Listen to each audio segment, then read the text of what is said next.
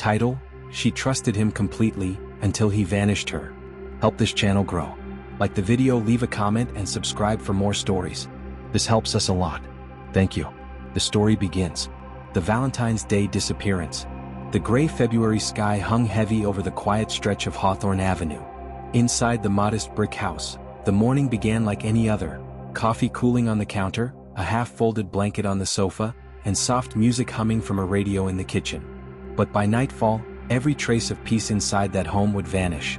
Neighbors would later recall hearing raised voices, a woman's tone sharp with frustration, then trembling with fear. What started as a simple argument between two people in love would spiral into one of Britain's most haunting Valentine's Day mysteries. Joanne Nelson was the kind of person whose warmth filled any room she entered. Her friends described her as the light in gray weather.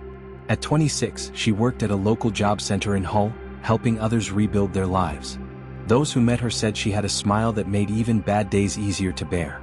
Her life seemed picture perfect: steady job, loving family, and a fiancé she believed she could trust. His name was Paul Dyson, a nightclub doorman with a confident grin and a voice that carried more charm than truth. When Joanne met him, he seemed protective, mature, the kind of man who made her feel safe. But behind that calm surface lurked something darker, something even those closest to her couldn't yet see. Their relationship began with whirlwind affection: flowers, dinners, plans for the future. They rented a small terraced house together, the kind couples dream about when they first start out. But as the seasons passed, the cracks began to show. Joanne wanted more from life: travel, new challenges, and a sense of growth. Paul preferred routine: the same nights, the same pubs, the same arguments that never truly ended. He hated when she pointed out his laziness or his quick temper. To him, any criticism felt like betrayal. Still, Joanne stayed. Like so many who loved deeply, she believed patience could change someone. Valentine's Day 2005 began quietly. A gray chill swept through the streets of Hull as couples exchanged gifts and families prepared dinners. Joanne's co-workers expected her usual bright smile when she clocked in. But that morning her desk sat empty. Calls went unanswered. Messages went unread. Hours passed and still, no Joanne. By sunset, worry had turned to dread. Her car sat outside her home, her handbag still inside. Nothing was missing except Joanne herself. That night, Paul Dyson phoned police, claiming his fiancée had vanished. He said she'd been in bed when he left for work, and when he returned, she was gone.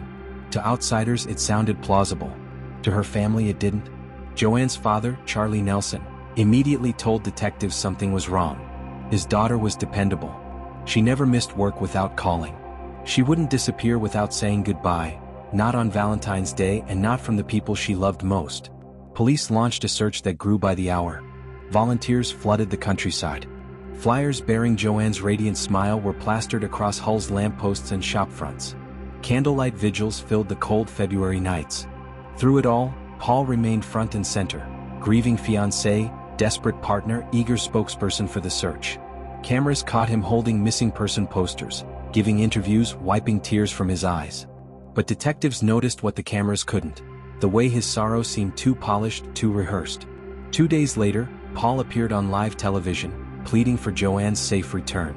He clasped his hands dramatically, his voice breaking at just the right moments. But to trained eyes, something felt off. A body language expert would later say his tears weren't real, forced by tightening his eyelids to squeeze out moisture. Yet it wasn't his face that unsettled investigators most, it was his hands. On camera, faint crescent-shaped scratches marked the skin near his thumbs, thin, red, and unmistakable. Detectives recognized them instantly. They'd seen similar marks countless times, in cases where victims fought for their lives. As the televised interview replayed across Britain, police quietly shifted their focus. The grieving boyfriend was no longer a witness. He was a suspect. Joanne's disappearance was no longer a missing person case. It was something far darker. Within days, surveillance teams began following Paul's every move. His charm faded, his mask slipped. Detectives watched as he lingered outside his mother's home, pacing, muttering to himself. Then came the break they needed, not from evidence but from conscience. Paul's martial arts instructor, a man he trusted, went to police. Dyson had confessed everything. He told the instructor that he'd lost control, that a morning argument had gone too far. Joanne had mentioned leaving him. He couldn't bear the thought of losing her, so he made sure no one else would have her either. When officers arrested him 6 days after Joanne vanished, his demeanor was eerily calm. He confessed in fragments: a fight, a strangled breath, silence. Then the cleanup, the bleach, the gloves, the drive into the woods. But he refused to reveal one thing: where he'd left her body. For Joanne's family, the confession was only half the truth.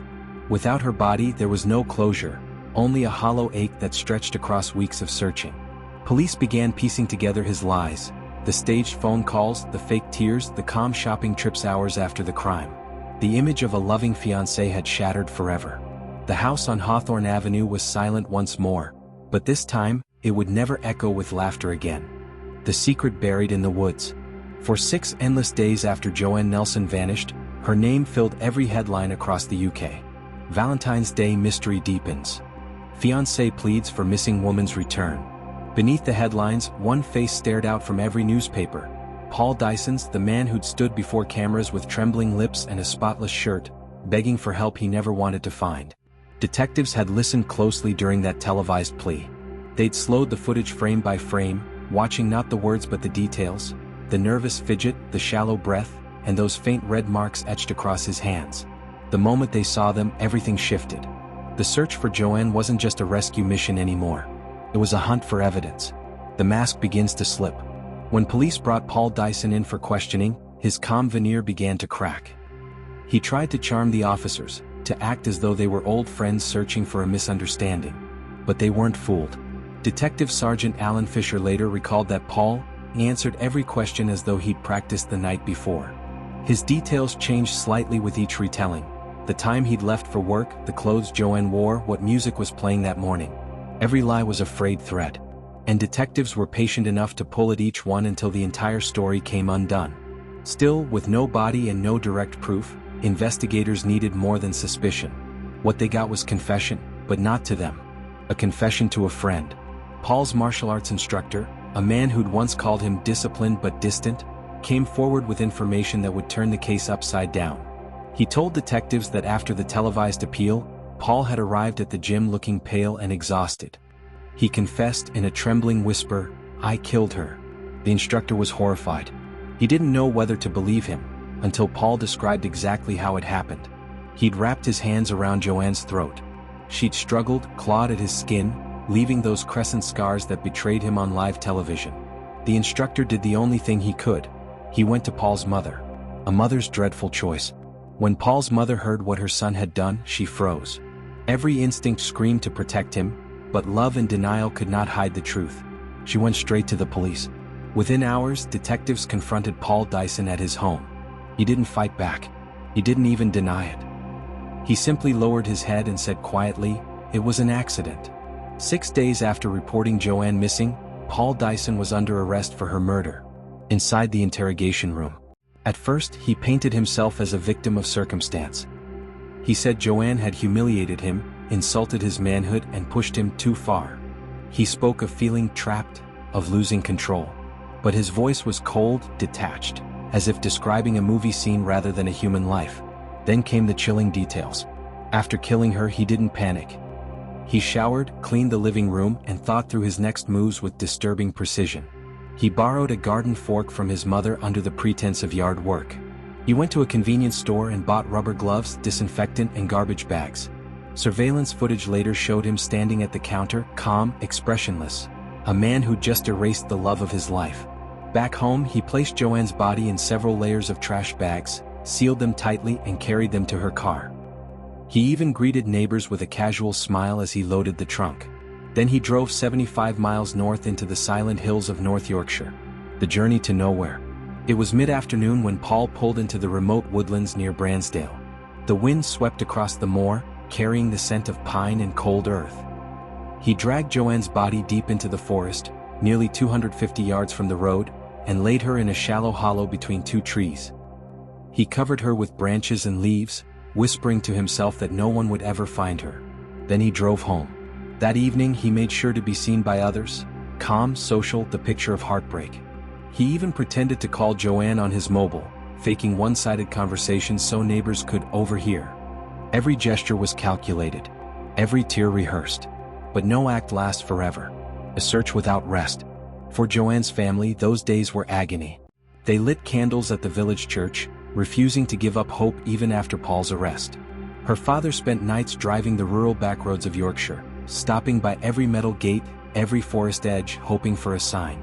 Police launched one of the largest manhunts in the region's history. Hundreds of officers, volunteers, and soldiers combed through fields, rivers, and miles of woodland. Paul, now in custody, claimed he couldn't remember where he left her. He offered vague clues, a gate, some bottles, certain trees, as though taunting them with half-truths. But investigators refused to quit. The discovery. 39 days after Joanne disappeared, a small search team near Bransdale stumbled upon a metal gate exactly like the one Paul had described.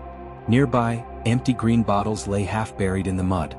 Following a narrow path into the trees, they reached a shallow depression covered with branches.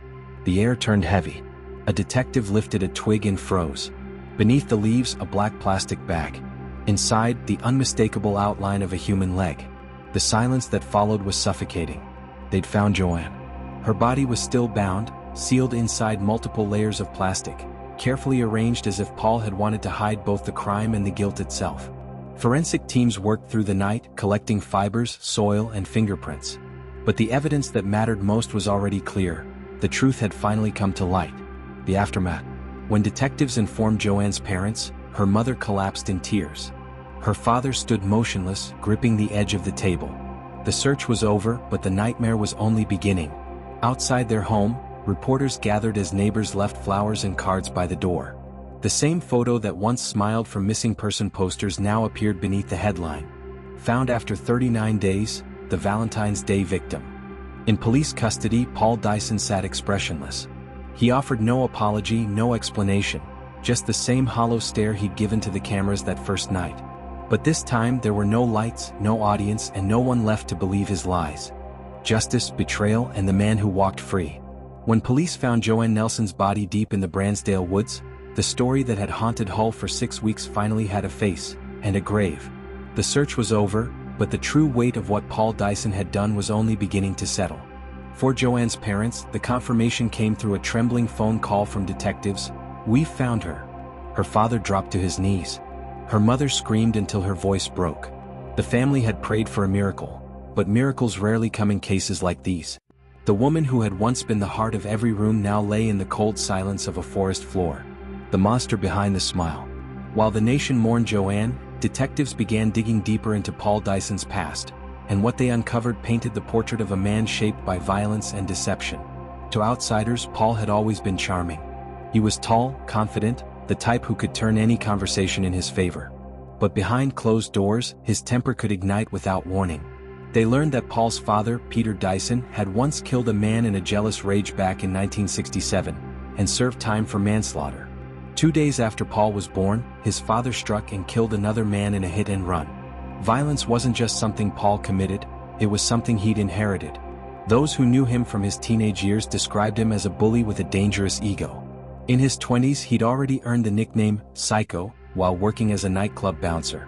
He wore the name like a trophy. Former partners came forward, each telling stories of fear, control, and abuse. His first serious girlfriend described how he once blocked the door with his body to stop her leaving. Another said he had strangled her into unconsciousness during an argument, then begged for forgiveness afterward. And yet, he always found another woman willing to believe in his charm. Joanne Nelson would be the last. The courtroom that fell silent. On November 7, 2005, nearly 9 months after Joanne's disappearance, the trial began. The courtroom was packed. Journalists, detectives, and every member of Joanne's family sat in stillness as Paul Dyson entered, flanked by guards. He looked smaller than the man who'd once filled television screens. His face was pale, his expression blank. When the judge asked for his plea, Paul's voice broke the silence. "Guilty." Gasps echoed through the room. Joanne's mother sobbed into her hands. Her father stared straight ahead, refusing to look at him. The man who had lied, manipulated, and pretended for months had finally admitted the truth, but only when there was nowhere left to hide. The prosecution detailed the horror of Valentine's Day morning, the argument, the strangulation, the cleanup, and the calculated attempt to mislead police and family. They described his behavior afterward: calm, methodical, emotionless. When the judge asked if he had anything to say in his defense, Paul shook his head.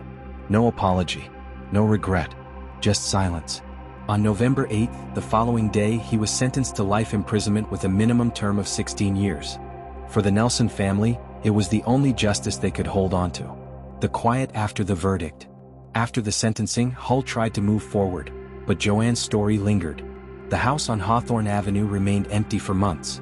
Neighbors avoided looking at it when they passed.